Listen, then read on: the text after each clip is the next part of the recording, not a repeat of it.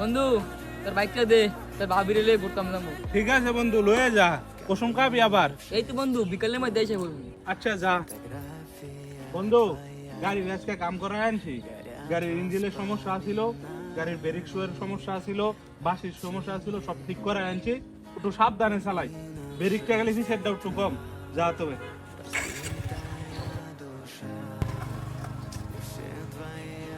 ইস মামা, তোকে না করছি তুই গাড়িটা ওরে দিস না। তুই তো জানিসই ওই বারবার তোর গাড়িটা নষ্ট করে নিয়ে আসে। এই কাজটা তোর উচিত হয় নাই। দেখ বন্ধু, হ্যাঁ তো আঙ্গ বন্ধু ওই মানে গাড়িটা চাইছে, যদি না করে হারো তো মনটা খারাপ হয়ে যাবে।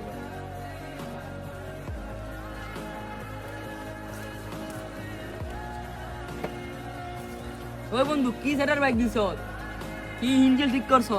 বারবার খালি রাস্তার মধ্যে গাড়ি বন্ধ হয়ে যায়। কি কোচ বন্ধু, কালকে আমার তোকে বাইকটা ঠিক করে আনছি, বারবার কি এর বন্ধ হয়ে যাবো গা? ল তোর বাইক বারবার খালি বন্ধ হয়ে যায়। তোকে আমি প্রথমে না করছিলাম যে তুই বাইকটা দিস না। দেখ বাইকটার কি অবস্থা করলো। কি কইতাম ক, আমি যদি বন্ধুরে বাইকটা না দিতাম তো সম্পর্ক নষ্ট হয়ে যেত। এলে বন্ধুরে না করতে পারি না। পৃথিবীর মধ্যে না বলতো একটা শব্দ আছে, এই শব্দটা ব্যবহার করতে শিখ, লাইফে অনেক হ্যাপি থাকবি।